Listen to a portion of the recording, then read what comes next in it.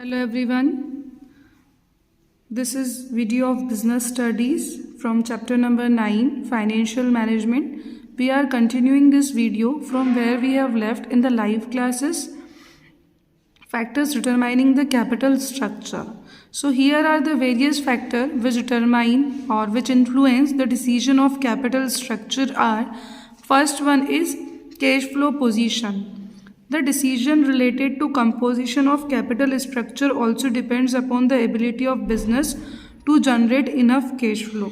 जो भी डिसीजन हमारा कैपिटल स्ट्रक्चर के कंपोजिशन से रिलेटेड है वो हमारे बिजनेस की एबिलिटी के ऊपर डिपेंड करता है कि वो कितना cash flow enough cash flow generate कर रहा है या नहीं, है ना.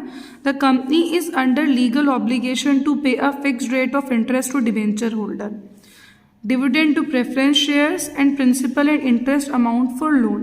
जो कंपनी है उसकी लीगल ड्यूटी है ये कि वो फिक्स रेट ऑफ इंटरेस्ट पे करे डिबेंचर होल्डर्स को, प्रेफरेंस शेयर्स होल्डर्स को डिविडेंड पे करे और जिनसे भी लोन लिया है उसको प्रिंसिपल और इंटरेस्ट अमाउंट दोनों पे करे.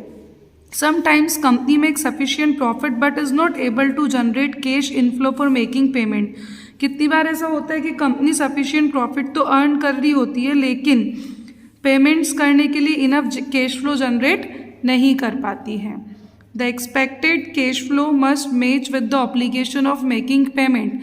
जो आपने जो एक्सपेक्ट किया है कि कैश फ्लो इतना होना चाहिए वो आपकी जितनी भी ड्यूटीज़ है ना पेमेंट करने की उन सबको एटलीस्ट मैच करना चाहिए, क्योंकि कंपनी अगर फिक्स पेमेंट पे करने में फेल हो गई इट मीन्स वो इंसॉल्वेंट हो सकती है.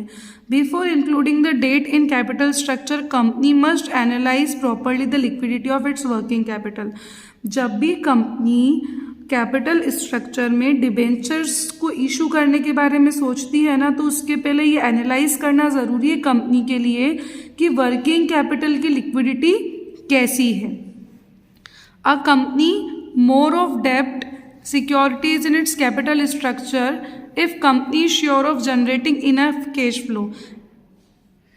Cash inflow where if there is shortage of cash then it must employ more of equity in its capital structure as there is no liability of company to pay its equity shareholder.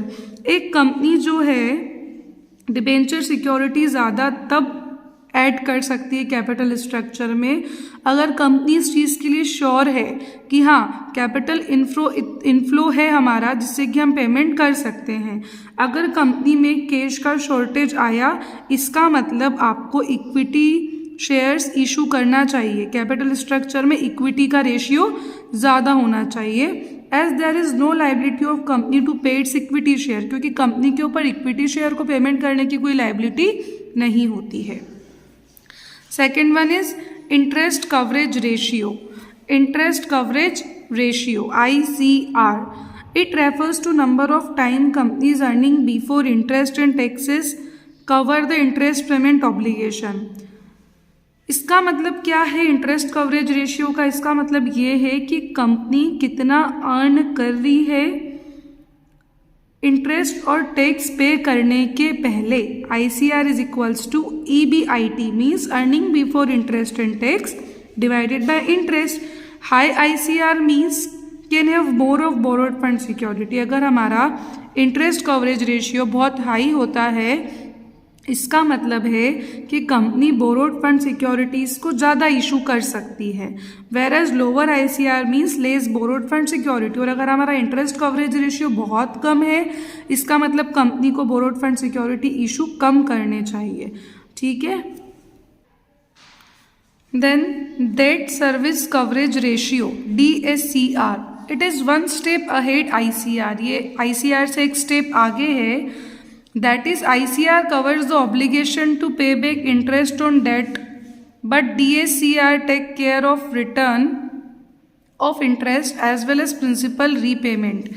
Interest coverage ratio में जो हम हैं सिर्फ interest debenture holders की interest payment की duty को cover करते हैं, लेकिन DSCR में इंटरेस्ट के साथ साथ प्रिंसिपल अमाउंट के रीपेमेंट के बारे में भी चेक किया जाता है या देखा जाता है. DSCR का फॉर्मूला क्या है? प्रॉफिट आफ्टर टैक्स टैक्स पे करने के बाद जो प्रॉफिट है वो plus depreciation plus interest plus non cash expenditure return of divided by preference dividend plus interest plus repayment obligation. If DSCR is high, then company can have more debt in capital structure. अगर date service coverage ratio ज़्यादा है, इसका मतलब company capital structure में debentures को ज़्यादा issue कर सकती है. डिबेंचर्स DSCR का हाई होना मतलब कंपनी की एबिलिटी है रीपे करने की. लेकिन अगर DSCR बहुत कम है तो कंपनी को डिबेंचर इशू करना अवॉइड करना चाहिए. वो सिर्फ फिर इक्विटी कैपिटल को ही, इक्विटी शेयर्स को ही इशू करे या इक्विटी कैपिटल के ऊपर ही डिपेंड रहे. नेक्स्ट है रिटर्न ऑन इन्वेस्टमेंट.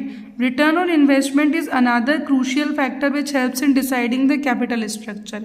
यह दूसरा क्रूशियल इंपॉर्टेंट फैक्टर है जो डिसाइड करेगा कि कैपिटल स्ट्रक्चर कैसा होना चाहिए.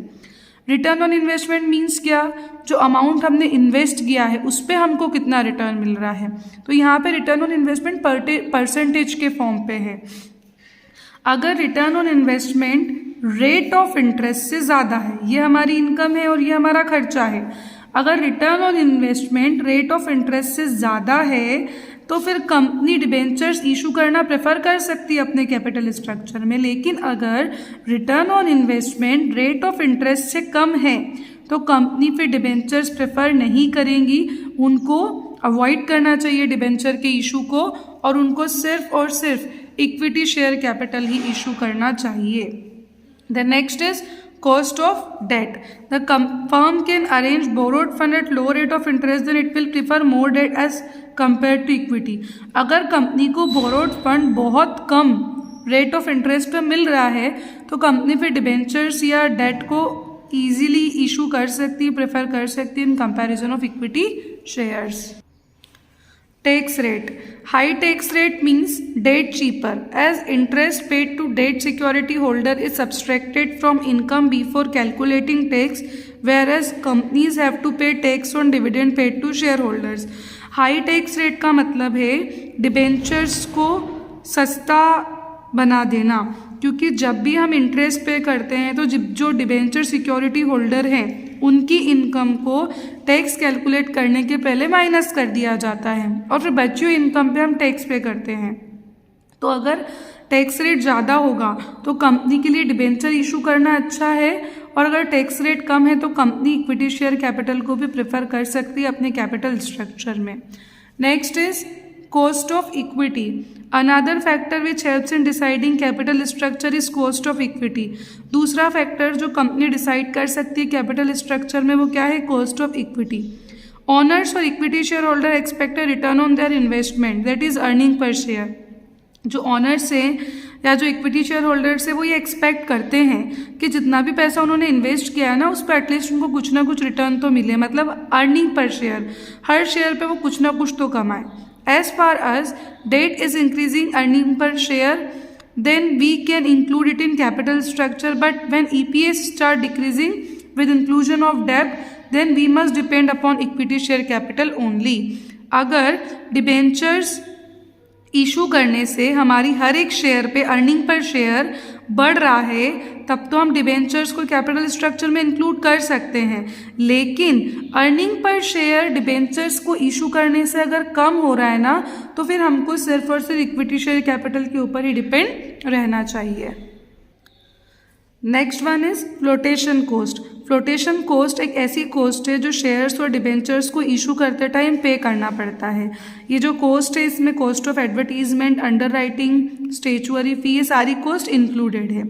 इशू ऑफ शेयर्स डिबेंचर में फॉर्मेलिटीज़ ज़्यादा लगती है, फ्लोटेशन कोस्ट भी ज़्यादा लगती है ना. Whereas there is less cost involve in raising capital by loans and advances. जब भी हम लोन एडवांस लेते हैं तो हमारा कोस्ट बहुत कम लगता है. Next one is risk consideration. Financial risk जो है एक ऐसी पोजीशन है जब कंपनी फाइनेंशियल चार्जेस जो फिक्स कर दिए उसको पे करने में फेल हो जाती है, अनेबल हो जाती है. जैसे कि इंटरेस्ट फिक्स कर दिया है, प्रेफरेंस शेयर होल्डर्स का डिविडेंड फिक्स है, क्रेडिटर्स को पेमेंट करना ये फिक्स है, लेकिन पे करने में अनेबल है.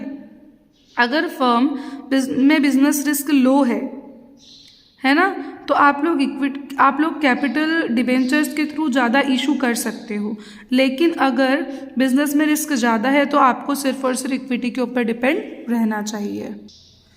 Then flexibility, excess of debt में restrict the firm's capacity to borrow further. जो एक्सेस डेट मतलब ज़्यादा डिबेंचर हम जो इशू करते हैं ना, वो फर्म की जो कैपेसिटी है बोरो करने की, उसको रिस्ट्रिक्ट कर देता है।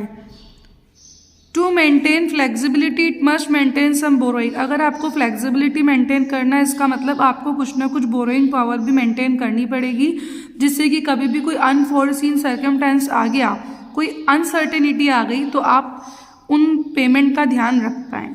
11 कंट्रोल। जो इक्विटी शेयर होल्डर होते हैं वो कंपनी के ओनर होते हैं, उनका कंपनी के ऊपर पूरा कंट्रोल होता है। अगर एग्जिस्टिंग शेयर होल्डर चाहते हैं कि कंपनी पे उनका ही कंट्रोल रहे, तब तो कंपनी को डिबेंचर इशू करना पड़ेगा या फिर वो लोन ले ले छोटे अमाउंट में। लेकिन अगर शेयर होल्डर्स को कोई दिक्कत नहीं है अपना कंट्रोल किसी और के साथ शेयर करने में, तो फिर वो इक्विटी शेयर्स भी इशू कर सकते हैं। नेक्स्ट है regulatory framework. Issue of shares and debentures have to be done within the SEBI guidelines and for taking loan। Debentures और शेयर का जो इशू है वो हम सब कुछ सेबी की गाइडलाइंस के अकॉर्डिंग करें और लोन जो लेते हैं वैसे करें। कंपनी को मॉनिटरी पॉलिसीज़ को भी फॉलो करना होगा। अगर सेबी गाइडलाइंस इजी है तो कंपनी इक्विटी शेयर्स को इशू करके एडिशनल कैपिटल प्रेफर कर सकती है। अगर मॉनिटरी पॉलिसी फ्लेक्सिबल है तो आप लोग ज़्यादा से ज़्यादा लोन भी ले सकते हो। Next is stock market condition. There are 2 main condition of market. 2 condition होती है मार्केट की। पहली तो है बूम पीरियड कंडीशन, दूसरा है रिसेशन या डिप्रेशन। एक तो बहुत अच्छा और एक बहुत बुरा। ये जो कंडीशन है ये भी कैपिटल स्ट्रक्चर को अफेक्ट करती है। जब भी कंपनी एडिशनल कैपिटल रेज करने के बारे में सोचती है तब। Depending upon the market condition the investor may be more careful in dealing करते टाइम मार्केट कंडीशन पे अगर आप डिपेंड करते हो तो इन्वेस्टर्स को उस कंडीशन को लेके बहुत केयरफुल रहना पड़ेगा। ड्यूरिंग डिप्रेशन पीरियड के टाइम पे मार्केट में बिजनेस बहुत स्लो हो जाता है। इन्वेस्टर आपके बिजनेस में इन्वेस्ट करते टाइम बहुत डरते हैं, तो उस टाइम ये एडवाइस किया जाता है कि आप बोरोड फंड सिक्योरिटी मतलब डिबेंचर्स है ना या बॉन्ड्स को इशू करो, क्योंकि लोगों के लिए वो कम रिस्की होता है। कंपनी के लिए तो रिस्की होता है लेकिन लोगों के लिए कम रिस्की होता है, क्योंकि उनको पता है कि एट द एंड आप उनको उनका पैसा प्रिंसिपल अमाउंट और इंटरेस्ट दोनों मिल जाएगा। तो उस टाइम पे वो लोग अगर डिप्रेशन भी चल रहा है ना तो वो लोग आपके डिबेंचर्स को ईजिली परचेज करेंगे। और बूम पीरियड अगर आपका है तो आप इक्विटी भी इशू करोगे ना, तो इक्विटी शेयर्स भी कोई भी खरीदेगा। Next is capital structure of other companies की कैपिटल स्ट्रक्चर। कुछ कंपनी ऐसी होती है जो अपने खुद के कैपिटल स्ट्रक्चर अपनी इंडस्ट्रियल नॉर्म्स के अकॉर्डिंग बनाती है, लेकिन प्रॉपर केयर आपको लेनी पड़ेगी। आप इंडस्ट्रियल रूल्स रेगुलेशंस के ऊपर भी आंख बंद करके भरोसा नहीं रख सकते हो। अगर आप ऐसा करते हो तो फाइनेंशियल रिस्क के चांसेस हैं। अगर फर्म हाई रिस्क अफोर्ड नहीं कर सकती है तो उनको ज़्यादा डिबेंचर इशू नहीं करने चाहिए, है ना। दूसरे फर्म से उनको डेट रेज नहीं करना चाहिए। तो ये तो थे हमारे factors determining the capital structure. अगला टॉपिक हम लोग नेक्स्ट वीडियो में पढ़ेंगे, that will be fixed in working capital. इस टॉपिक के बाद में जो आपको कुछ क्वेश्चंस दिए हैं आप उनको सॉल्व कर लीजिए और अगर कुछ डाउट हो तो आप पूछ सकते हैं।